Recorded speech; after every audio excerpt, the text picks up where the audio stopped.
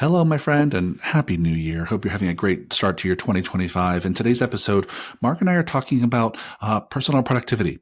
And specifically, we're talking about how to prioritize the tasks on your list. And we share a few surprising ways that we recommend you sorting through and analyzing your to-do list on a daily basis. So if you're really wanting to level up your ability to get more shit done with less stress in 2025, this is a great episode for you. Keep on listening.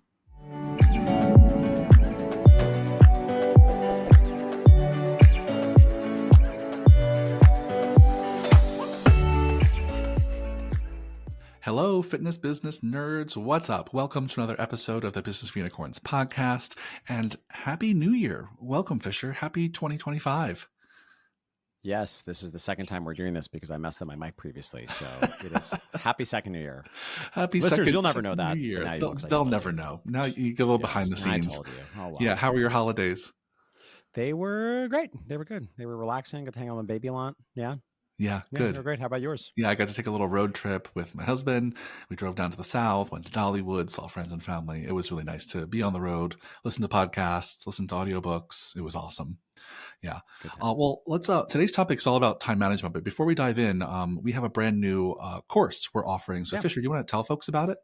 Yeah, it's a free course. It's essentially, we just wanted to put together a resource because we knew that one of the issues we hear a lot are people struggle to find great staff. And again, I get it firsthand. It's not an easy thing to do in our industry. There's some meaningful constraints that you have as a gym owner. You can only pay so much. You need people that have some proficiency and skills that they're coming in, batteries included. But at the same time, you're usually often, particularly if you're looking for trainers, looking for people maybe a little more junior, and it can just be tricky. It can feel a little bit overwhelming, particularly in today's environment, to even know where to begin. Mm-hmm. So we made essentially a video course out of a compilation of both some of my YouTube videos, but packaged up nicely for you so you can really enjoy the content as a curriculum, as well as I think the reason you really want to sign up for it. We're also including as a bonus a never before released talk, one of our most popular talks from a recent Unicorn Society retreat with Chris Travis, who's one of our great business coaches. He's been a podcast guest before, but I think that alone is worth the price of admission, which, to be fair, is free. It's free, so it's worth it for free. Yeah. How do people learn more? They could just click the link in the show notes below. There should be a link there. Yeah, unless Rosemary messed it up, and then I'll fire her. I'll teach you about leadership that way. Yeah, you better not mess this up, Rosemary. That's leadership. That's what this podcast is about. Yes. When they Vengeance. fuck up, fire them. Yeah. Vengeance. Well, friends, it's free. Go check it out. And if you are hiring now and want to level up your game, or you're hiring for the first time in the near future, go take some notes, because I think having a consistent process for finding the right people and hiring the right people is really a skill that we all need to learn. It's pretty essential. That's what we sell here. And so, cool. I love that we're doing that. That's fantastic. Let's switch gears and talk about today's topic, which is time management. So at the beginning of the year, everyone's focused on how do I make the most out of 2025? And one of the things that we recommend a lot, both in our coaching and in our courses and our content, is making sure people have like a regular ritual for analyzing their to-do list, organizing and prioritizing their to-do list. There's lots of ways people can do that. So we want to talk through some of the ways, some of the kind of lenses that we recommend that people use for thinking through the to-do list and their tasks and finding ways to prioritize what they do when. And so, Fisher, what do you want to say? How do you want to tee up this topic? Yeah, I mean, I guess I would say there's two, I think, models you can use to assess what you're going to do, when you're going to do it, if you're even going to do it. Yeah. One of them, I think, is pretty well known and is most widely known for being part of Stephen Covey's 7 Habits of Highly Effective People. But I think there's some other considerations that we would layer in on top of that we don't hear talked about quite as much. So to tee it up, I think those are the two models we'll talk about.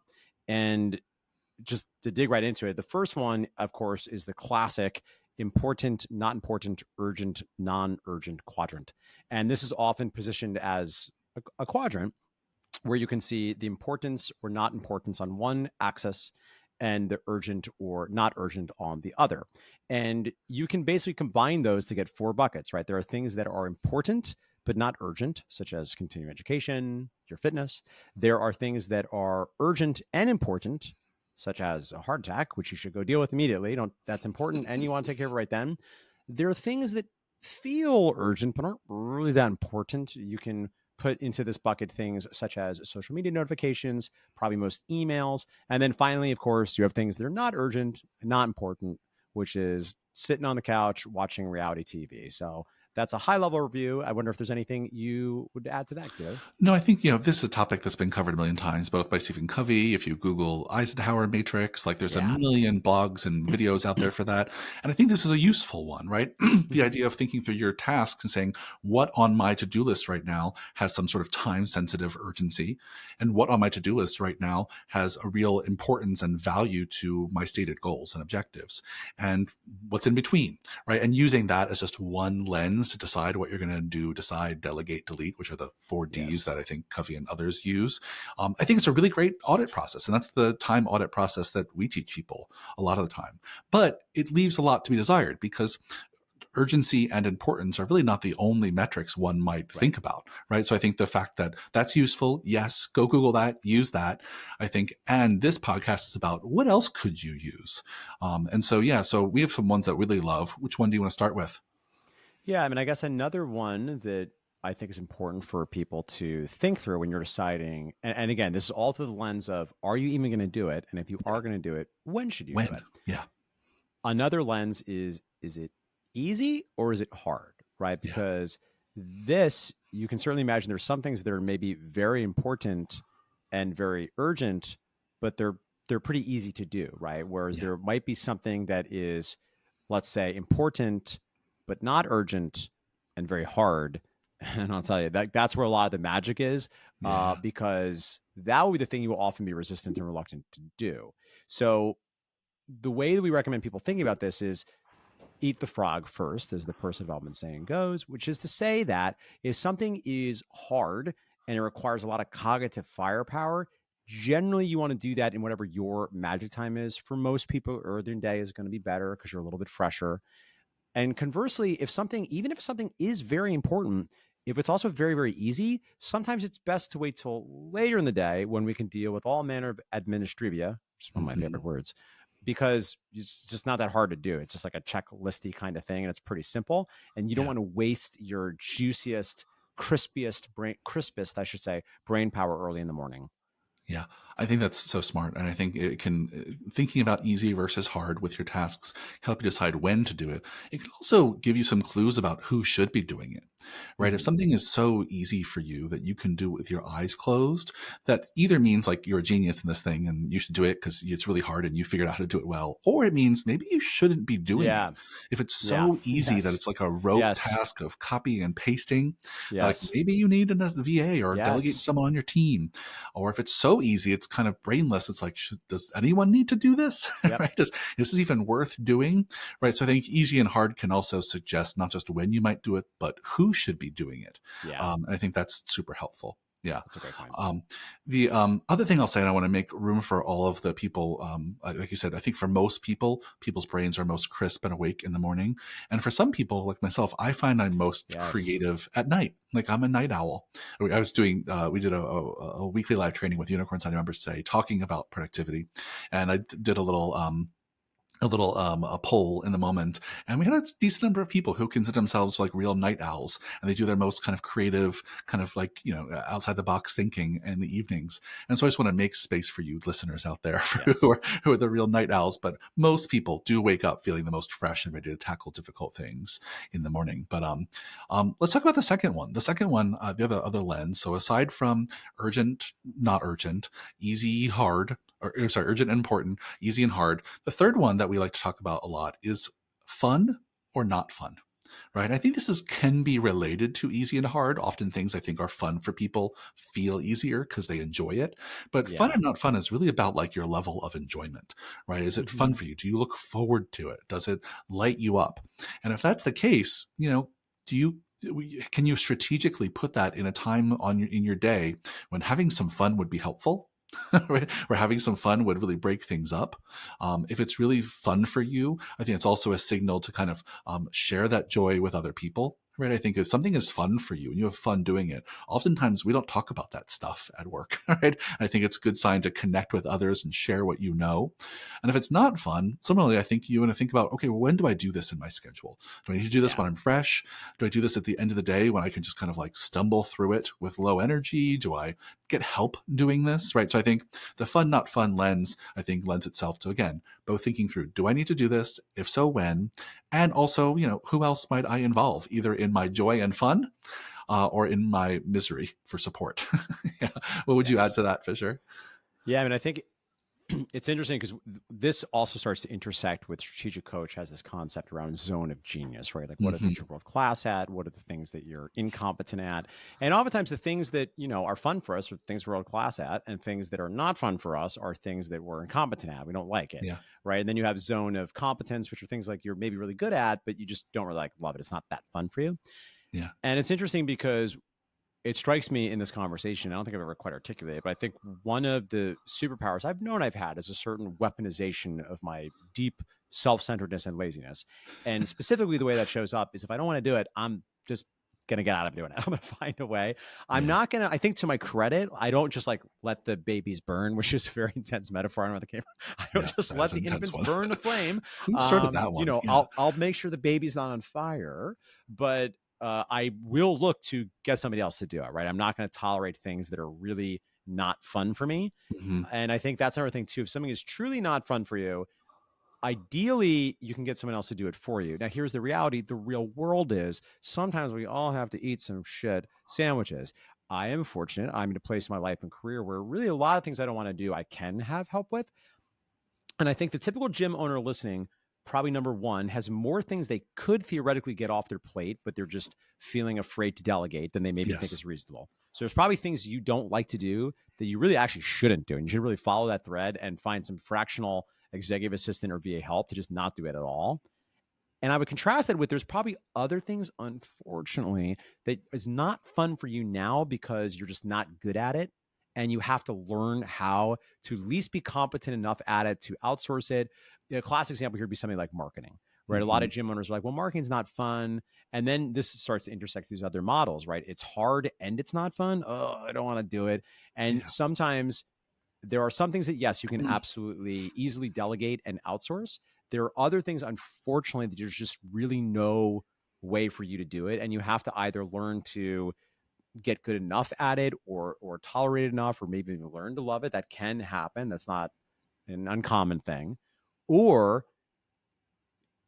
I don't know what else you would do. I wonder if you have any suggestions, because I know this is a common topic with gym owners, right? Where they're like, and it's usually marketing, Very right? much. It's like, I don't want to do it. I just want somebody to do marketing for me. And like, if you're the average boutique gym in America, even if you're making $1 million grand per year, the gold standard, you probably don't have somebody handling a lot of your marketing for you. That tends to remain the owner's role. Yeah, the three big ones that people don't want to eat are: I want someone to do my marketing for me, I want someone to manage my team, and I want someone to manage my money. Right, those are the ones. Yeah, the most important. I don't want to do any of those things. I just want to train my clients on program design and do in services. Yeah. Right, I'm generalizing here, but I mean, of course. Listen, I think as Fisher, you said, you have two choices. You either learn to get good at it and learn to like it at least a little bit, and you own it because there's no one else to, and you can't afford to pay anyone else, or you learn enough about it to learn what a good job looks like, and then you find someone else to do it. Right. And I think those are pretty much the choices, right? You learn to love it and do it yourself and get good enough at it, or you find someone else to. But those kind of things, at least the ones we're naming here, all have to get done. Right. Yeah. Someone's got to do the marketing and sales. Someone's got to manage money, and someone's got to manage the people in a really effective way. And so you gotta pick a lane here. This is unscripted or unplanned, but can I share another paradigm that I've been thinking a lot more about lately for me that's off the beaten path? So one that we haven't talked about before, but for me, I find like a meaningful distinction to deciding, when I'm going to do stuff and if I'm going to do stuff is whether a task is a solo task or a collaborative task.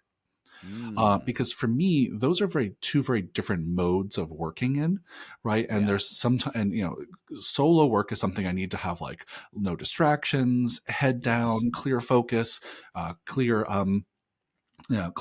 scope of like, what am I doing? I'm going to build or make something that is just going to use my brain.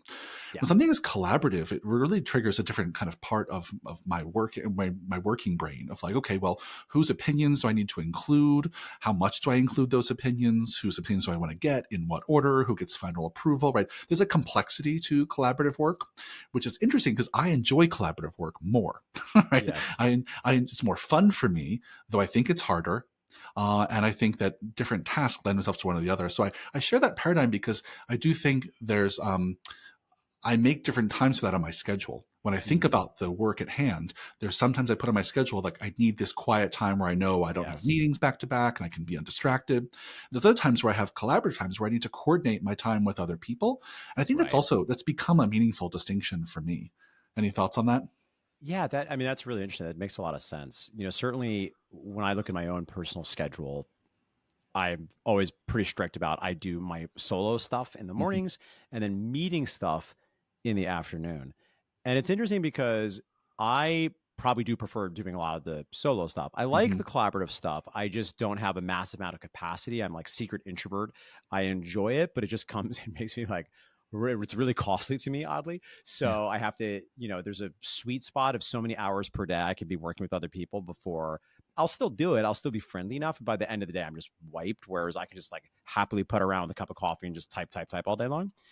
But even the things that are solo work, it's interesting. One of the things that is at times a pain point for me, even in my job right now, is I also don't want it to be totally solo. Mm. I've come to really appreciate over the years. This wasn't always the case. A real hunger for feedback. Like I'm just so aware my ideas are never as good alone unless somebody else punches them up. Yeah. Now, in practice, with a business like ours, even for what I do now, say for Business for Unicorns, I'm not going to get somebody to really punch up like our email marketing. It's just not going to happen. Craig will copy edit it. He'll let me know if something is wildly off, but for the most part, very rarely, actually, with one exception recently for you, I don't usually bother people with it because we don't have enough capacity. Like we don't have a Yeah. full-time editor that's going to help me, Yeah. improve these And things. we need some people to do individual contributions that it's their lane to run in, right? And like Yeah. they don't need Yeah. anything else from anyone Yeah. else. That's so Yeah. helpful. Yeah. Yeah. One other interesting pro tip that doesn't feel like a fit for me necessarily, but is interesting and giving credit where it's due. This was a Dan Martell idea I heard. I was like, oh, it's kind of interesting. When there's something that you want to do that's a solo task and you Mm, really don't want to do it mm, and you like to work collaboratively, hiring somebody or maybe have somebody depending on some of your team, maybe it can already be part of their job, and literally just asking them to hang out with you for that hour to give you some mm, accountability to get the thing done. yeah. And their focus on that hour is being a partner to you. So if and when you need to come up from your keyboard, you need to ask for feedback, you need to have dialogue in real time to get whatever your individual assignment is done, I think is an interesting way of maybe knitting together that solo time and that collaborative time. Yeah, 100%. And we've seen iterations of that pop up over the years, especially since COVID. People have, what was it, cave days? And we had Yeah. those Yep. online work sessions with Unicorn Yep. Society members where people just kind of come together. And it's not truly collaborative work, but it's work Yeah. where having other people there to like hold you accountable and ask questions to or spitball Yep. ideas with once in a while can make all the difference. So yeah, I think it's a meaningful distinction. I'm going to keep noodling on it. It was just kind of top of mind Yeah. because it came up in a conversation the other day. But I think when we think about kind of time blocking your schedule and organizing your day and your week to be like a day and a week that you can win, I think setting up, you really want to think in like modes of work. Like, what are the Yes. kind of Yeah. work I'm doing? Is it fun? Is it hard? Mm-hmm. Is it easy? Is it not fun? All of these distinctions are ways for all of us to think through: how do I optimize my day? How do I Yes. optimize my week to align with the Yes. ways I like to work and what's on my plate in any given moment? And that's it's a never ending project. We're never done, right? But I Yes. think it's a worthy pursuit if we want to finish our days feeling satisfied with our life and our work. Mm-hmm. Yeah. Anything you want to say to wrap up this topic? No, I think this is a good one. I Great. hope listeners, as an action step, can just spend a little time. Because to be very clear, we don't suggest that you need to spend 30 minutes at the end of every day No. meticulously ranking everything. But I think just having some more awareness of this at the least is going to serve you. And it's not a bad exercise, maybe for a few days or even maybe a week or two, Yeah. to actually spend some time the night before when in a perfect world, you're time blocking out your next day, which I know not everybody does. But in theory, you're doing that as part of your nightly shutdown ritual. It tells your brain I'm done with working and really think through this paradigm. Think through, is this important? Is this urgent? Is this hard? Is this fun? And then figure out how those intersect to decide when to do the things that you're going to do. Yeah. Well said, my friend. All right, great. Well, and also a reminder to all of you out there who are hiring or will be hiring sometime soon, go click the link in the show notes, get our free hiring course, and let us know what you think. Hope you enjoy it. Have a great day, Fisher. See you on the next one. Bye bye.